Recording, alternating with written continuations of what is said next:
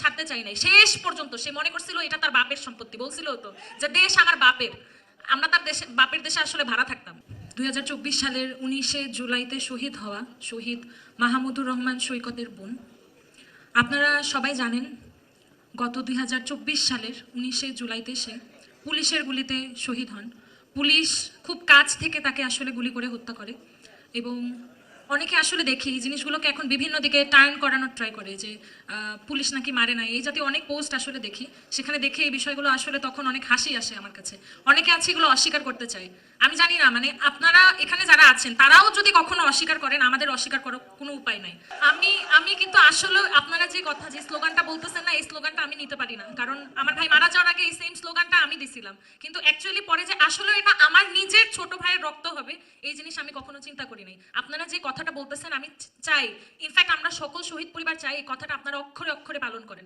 যে কোনো ক্ষমতা টাকা কোনো কিছুর কাছে যাতে আপনাদের এই জিনিসটা যে আমার ভাইয়ের রক্ত বৃথা যেতে দিব না, শহীদদের রক্ত বৃথা যেতে দিব না, এই জিনিসটা যাতে আপনারা অক্ষরে অক্ষরে পালন করেন, এই জিনিসটা আমরা সকল শহীদ পরিবারেরা চাই। আমার ভাই যখন মারা যায় তখন তার কেবল 19 বছর বয়স ছিল এবং অতটুকু বয়সেই দেশের জন্য যে টানে সে বের হয়েছিল সেই একই টানে লাখো ছাত্র জনতা সবাই কিন্তু আন্দোলন করতে রাজপথে নেমে এসেছিল এবং ফলস্বরূপ গণহত্যাকারী, খুনি, স্বৈরাচারী, গুমকারী, অবৈধভাবে নির্বাচিত তৎকালীন সরকার প্রধান খুনি হাসিনা কিন্তু দেশ ছেড়ে পালিয়ে যেতে বাধ্য হয়েছিল। সে কিন্তু এমনি দেশ ছাড়েনি, শেষ পর্যন্ত সে তার ক্ষমতার মসনদ ছাড়তে চাই নাই। শেষ পর্যন্ত সে মনে করছিল এটা তার বাপের সম্পত্তি, বলছিল তো যে দেশ আমার বাপের, আমরা তার দেশে বাপের দেশে আসলে ভাড়া থাকতাম। এটা আমার কাছে এখনো মনে হয় বিষয়টা। কিছুক্ষণ আগে জাহিদ ভাইয়া যে আছেন উনি বলে গিয়েছিলেন যে শহীদদের হত্যার বিচার হওয়া পর্যন্ত আপনারা কেউ ঘরে ফিরে যাবেন না।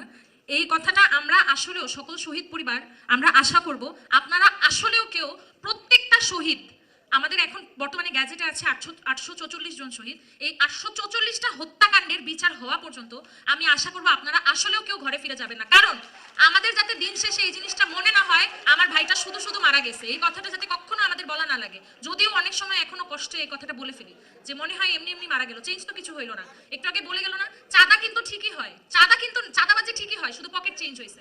আমরা কিন্তু এই চেঞ্জটা চাই নাই, আমরা চাইছিলাম পুরো দেশটা বদলায় যাবে, কিন্তু সেটা কিন্তু এখনো পসিবল হয় নাই। কিন্তু যতদিন বা যতক্ষণ পর্যন্ত পসিবল না হবে আমি আসলেও চাবো আপনারা সবাই আসলে ঘরে ফিরে যাবেন না। কারণ আমরা সবাই যখন আন্দোলনে নামছিলাম রাজপথে কেউ কিন্তু জানতাম না এটার এন্ডিং যে 5 আগস্ট হবে, এটা আমরা কেউ জানতাম না।